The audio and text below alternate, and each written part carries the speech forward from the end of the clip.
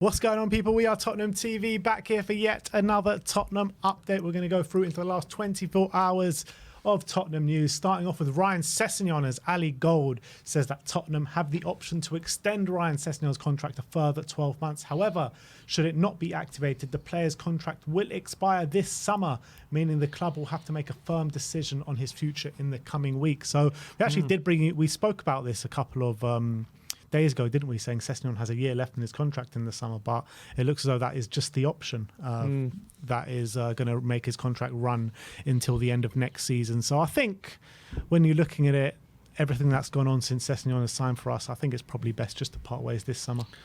Yeah, I'd probably agree with that, because obviously if you're giving him another year and you're extending the deal and you're paying him more wages and he gets another injury, and that's just basically more money down the drain.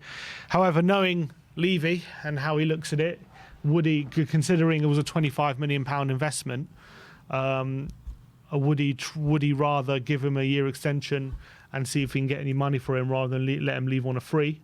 Knowing Levy, I think that's probably the route he's going to go down, in my opinion. I think it might be. Because, Levy's actually taken a bit of a different stance of this in the last couple of years, maybe the last year, where he's willing to take a loss on these kind of players that haven't pulled their weight, essentially, since signing him. Ndombele's one, Lo Celso would have been one if we got rid of him in the summer, and I think Sessegnon's probably in that boat as well. So I think it's probably... You're going to spend more money not to make any more money, basically. I don't think you're going to sell him for any sort of money this summer. Ndombele hasn't been sold. Lo Celso's still here. Yeah, he tried to sell him for a loss, but he didn't give him away for free. He's still on loan. Lloris and Dyer, they didn't leave on a free. He got money for them. Like, I don't know if he'll let him just leave on a free, or if he'll give him an extension. Because look, you got to remember, Sessegnon is still young. He's 23, and the fact that we paid money for him, I think, if I'm in trying to get into the head of Daniel Levy, I think he'll be thinking, if there's any chance I can get any sort of fee for him, I would rather sign him on a deal and then try and do that rather than let him just go on a free, considering he's still young and maybe there's some sort of value there if he can prove some sort of fitness. But I think it would be a mistake, to be honest, because I do think at this current point in time, it's going to be difficult to find someone to sign him. Maybe if he, I don't know what his situation is. He's out for the season. I don't know when he's actually back. Maybe if he's back for pre-season and there's some interest and he stays fit, maybe that's something that you can get some sort of fee for him. Maybe that's what he'd be banking on. But I do think at this point, it's probably best just to let him go on a free and find a new home and make it easier for Sessegnon to do so. So that's what I would do, but I wouldn't be surprised if Levy gives him another deal. I would be so surprised. I'll be shocked if he gets another deal from now to the end of the season. I really would. I think you're completely right in what you're saying. It's best to cut losses from now. He's free to speak to any other club he wants from now, outside of England. And then by the end of the season, he'll be free to speak to anyone. So I think it's best for all parties just to let him go. I don't see any value in really signing him up for his extension, getting another year out of him. Well, how much are you really essentially going to get for him? I don't know, but he's a 23-year-old who we spent $25 million on, so I don't know if Levy's going to let go of him that easily. That's all I'm saying. He's also had non-stop injury problems since signing for us. Yeah, I know that, but I don't... Has he got any value? Look, because of injuries, his value is very low. But I'm saying that a 23-year-old who cost that much 4 years ago, I don't think Levy is just going to... Knowing Levy, I don't think he's going to let him go so easily. I don't think he's just going to let him go on a free. But he might do, but I don't think he will. Well, we'll have to wait and see on that one. But let's move on. Let's talk about Joshua Zirkzee. Corriere dello Sport saying that Spurs have a significant interest in bringing Zirkzee to N17, but his current employers could demand up to £60 million to part company with their talisman. He does have a buyback option for Bayern Munich, which is substantially lower than that, but he's having a great season, isn't he? Yeah, I wonder if Munich will take that up, obviously, because Kane's having such a great time. Would Zirkzee want to go back there? All those kind of things. He seems like a really talented striker. He seems like a striker who has a lot to his game. He's big, he's tall, he's fast as well, and he's really exploding this season for Bologna, having such a great year. So he's a lot of people are talking about him. I think Arsenal have been linked with him. A lot of clubs have been linked with him. A lot of talk around Europe about his breakout. So I mean, he'd be a great coup if we can get him in and add to our attacking line. Yeah, I saw another report as well in terms of what you're saying about him going back to Germany. Apparently, he doesn't want to go back to Germany. That's very much what he doesn't want to do. When you're looking at, they've got Harry Kane there, they've got Matthias Tell there coming through as well. So I think he wants to try and test his waters in different leagues. But maybe they could do what Madrid sometimes do, sign them back and then sell them on. Madrid have done that before, haven't they? Yeah, they have done that before, but it's just a question of if he wants to put himself in that kind of situation. Yeah, you can still reject it, I guess, yeah. Let's talk about Festy Ebosele. Alistair Gold says that Spurs were strongly interested in signing Festy Ebosele a couple of years ago when he was at Derby. The interest in the Irish right back, then he went to Udinese. The player is now being linked with Spurs again in the Italian media, along with other Premier League clubs. He's an interesting player, plays right back for Udinese. He's playing week in, week out at the moment. Just recently got the call up to the Irish squad. Had 3 sub appearances for Ireland, but where he's played for Ireland is actually on the right wing, not a right back. But I was actually speaking to David Harris about him last night. Okay, we've got the inside track. I got the inside track straight from the Irish Hotspur, and he says that think about Udogie, but on the right hand side. But if you want him as kind of backup to Pedro Porro, he said he thinks he could probably do that role, but he has nowhere near the technical ability. And when he plays at right wing for Ireland, there's a clear lack of kind of end product there. Right. But he's got great defensive capabilities. Okay, that's good. But the question is, if he's going to be like Udogie, does he have good close control where he can charge up the pitch using his strength and pace and be able to do that kind of ability? And maybe, he's still 21, so that technical ability can always improve and always get better.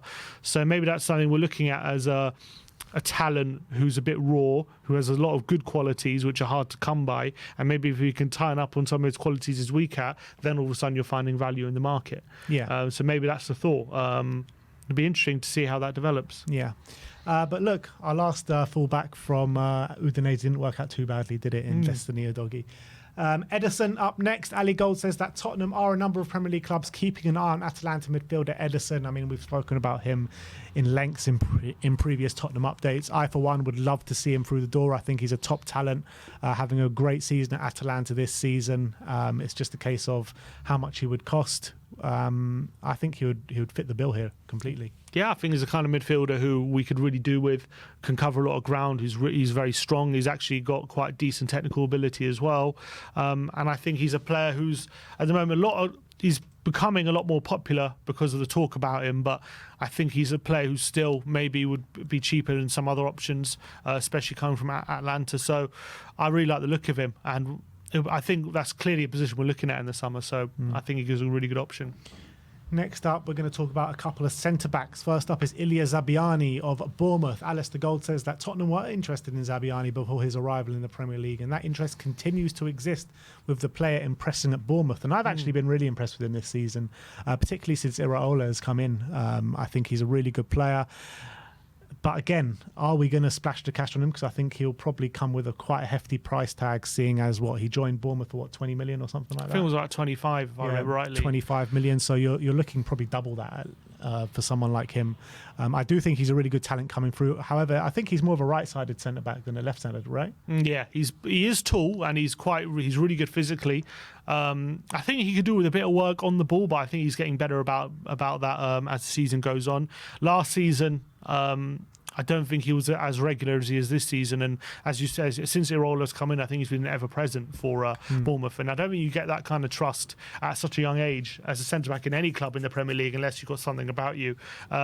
So I've been really impressed with how he's developed this season at Bournemouth. And I think he's one of the really good young centre-backs in the league, to be honest. I don't think he's maybe at the level like Branthwaite or like that from what I've seen. But I think he's shown that he's definitely a Premier League defender and he's getting better each week and he's still at a very good age. So definitely one I'd consider. But as you say, I do think he's right-footed.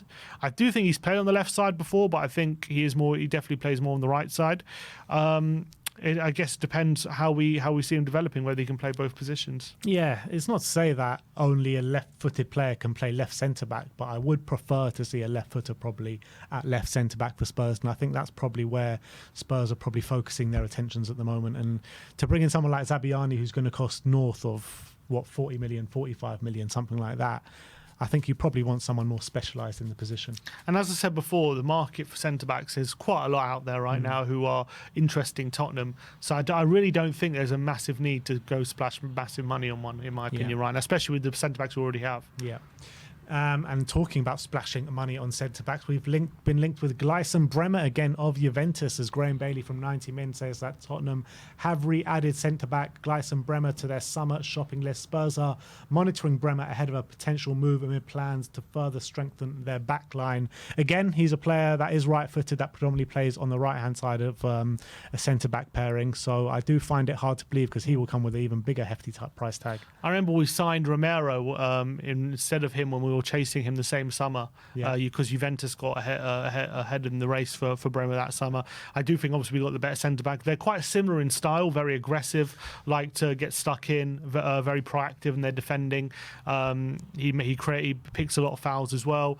I don't see Tottenham going in for him, to be honest. I don't think Bremer's the right place for us right now. I do think on the ball as well, he's quite aggressive with his passing, but I do think he can be a bit sloppy as well. So I don't know. I think there are better options for us, to be honest. Look, he is a good player, but I don't think maybe his move to Juventus has gone maybe as he probably would have expected. And I think there has been some critics of his play at Juventus so far, but I think in maybe this season he has started to get a bit better there, and he's growing in that Juventus shirt. So I'd probably say, if I was going to give him any words of advice, not that he needs my advice, I'd say probably stay at Juventus for now. Yeah, I'd agree.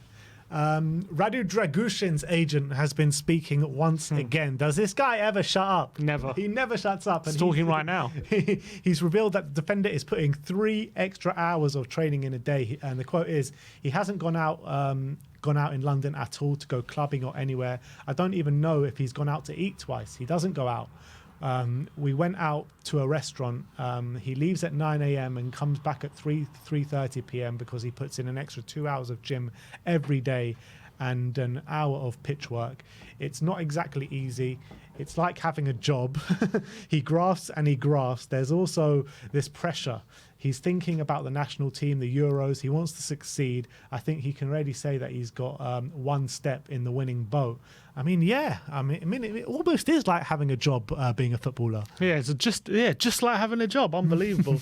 A few hours extra in the training, just like having a job. I mean, I wonder what he's getting paid 80 grand a week for. It's crazy. But no, to be fair, I do rate that mentality from him. And to be fair, obviously he's behind Romero and Van de Ven, and if he's got any chance of trying to oust them, he's going to have to put in the work and put in the extra hours, because right now they're two of the best centre-backs in the Premier League, and if he's going to get some sort of advantage over them, it's going to be by putting in those extra work and putting in those extra hours and trying to outwork them and developing himself that way, because they're that good right now, that unless he puts in extra work to try and get ahead of them, it's never going to happen, to be honest. Yeah, look, I agree. I completely rate that work ethic and I rate his mentality 100%. But I really wish his agent would just stop talking about it. You know what I mean? Good luck with that. Good luck. Just show us. Just show us on the pitch, or show us when you get those minutes. You don't need the agent to keep coming out and saying, "Oh, he's doing this and he's doing that." It's just like, come on, man. Internationals. Sweden played Albania last night. Dejan Kulusevski got an assist in a 1-0 win. 90 minutes played, 77 touches, 42 out of 48 accurate passes, 4 chances created, more than any other player on the pitch, 7 ball recoveries, 2 fouls won. A very solid performance from Deki in a Sweden shirt, and that assist was brilliant, by the way, with his right foot. Lovely cross over the top for Nilsson, I think, who scored it with his head. And like I keep saying, use your right foot, Deki, and good things will come. Yeah, really great assist. So was it 2 assists in 2 games now of international? So really great. 2 great assists as well. 2 kind of from the right wing position, one with his left foot, one with his right foot. So it's been a productive international break for him. And yeah, he said, I don't know if you have those quotes from him you're going to bring up. But yeah, so really interesting stuff he was saying. about the team, what he said before the game. Yeah, he says he revealed after the Sweden 1-0 game over Albania that he was asked to do a pre-match speech to motivate the team, and said that he drew inspiration from his speech from Ange Postecoglou. Kulusevski also added that he believed the team liked his speech, meaning that he may have to continue this trend moving forward. Sounds like maybe future captain material. He is a very well-spoken young man, and I think you've seen obviously that interview he gave recently to the Tribune, and then obviously there was that video that went viral of him like when he was like 10 or whatever, 12 years old or something, speaking in front of his classmates. He definitely seems like a confident young guy who speaks well, and I don't doubt that he can be very a motivational speaker as well, and maybe that's something that he has in his locker in the future, maybe a future captain of Sweden. Come on, Sweden FA, release the video, release the footage, we all need to see it. Next up, Korea played Thailand today. It finished 3-0 to Korea. Our Sonny boy getting on the score sheet once again with a really nice finish at the near post, going under the keeper's legs. Wasn't the greatest game of football. We were doing a watch along on the Korean channel for it, but Sonny was growing in influence as the game progressed and probably ended up man of the match. Yeah, I think last 20 minutes he really ran the show. I think he was having a poor game in what was sweltering heat out in Thailand. It was a very difficult game to manage with those kind of heats. And I did think Sonny was struggling for a lot of it. But once he did get the goal, really nice finish, nice step over onto his left foot and in between the keeper's legs, and a really nice finish. It was a classic Sonny goal. And then all of a sudden he was starting to cause a lot of trouble. There was one crazy moment where he was through on goal and he controlled the ball with his chest, and the referee blew up for a handball, and he was absolutely perplexed by that decision. And you look at the replay, it was nowhere near a handball. So that was one moment to pick out. But good performance from Sonny, and that's 2-2 over the international break. So keeps up his good form. Yeah, all of our players seem to be smashing it on international duty, don't they? And then England under-20s played Czech Republic under-20s today. Finished 3-1 to England. Alfie Devine getting an assist in the first half, and Dane Scarlett coming on with 15 minutes to go, scoring 2 goals. Oh, wow. So Dane Scarlett, 5 goals in his last 2 England under-20 games. Haven't seen those goals. Are we showing them or not showing them? No, I couldn't find them. They hadn't been released on X by the time I was making this update up. So that's a shame, but that's really great for him, and I'm very happy for him, because obviously it's been a difficult season and he's not getting much game time at Tottenham, but got a hat-trick last week and now a brace here, so 5 goals in 2 games. That's unbelievable for him. He played 15 minutes. Incredible. Really showing that he's that kind of level maybe is too easy for him. It kind of implies. And then obviously Devine as well, getting an assist as well. That's really, really great to hear. Yeah, I guess you got to upgrade him to the under-21s. That's got to be the next step for our Dane Scarlett. But last but not least, let's talk about Ben Davies, as Alistair Gold was reporting today that Ben Davies has today been awarded his UEFA A and Elite Youth A licenses. He's been working for 2 years towards it within the Spurs Academy, and now can take charge of youth teams up to the age of 18, reserve teams and professional second-tier sides. The Tottenham left-back mentioned on a recent appearance on the Gab and Jules show that he wants to go and get his pro license before he hangs up his boots, so he can go straight into coaching if he wants. So look, even if Ben Davies doesn't finish his playing career at Spurs, surely he's got a place open there on the coaching staff. Yeah, for sure. And obviously he spent such a long time such a large part of his career at Tottenham. He has a large affinity to Spurs, and if I've ever seen a coach in a player, Ben Davies is definitely 100%. One of those. He definitely seems like he's got the head for it, and he definitely seems he's always been a very tactically aware player, if anything, and he's always had to make up for limitations he has in his game through tactical awareness and positioning, all those kind of stuff. So I think he'd be a brilliant coach, and I hope Spurs take him on board once he finishes playing. Yeah, seeing as they're helping him so much to get these licenses, helping him in the academy and all this kind of stuff, I'm pretty sure that we will see him in that capacity at Tottenham Hotspur one day. So big up to Ben Davies. Congratulations for that. And hopefully soon you'll be getting your pro license. But look, that is your Tottenham update for today. Let me know in the comment section below your thoughts regarding all the news stories we brought to you today. Like, subscribe and comment. And as always, come on you Spurs.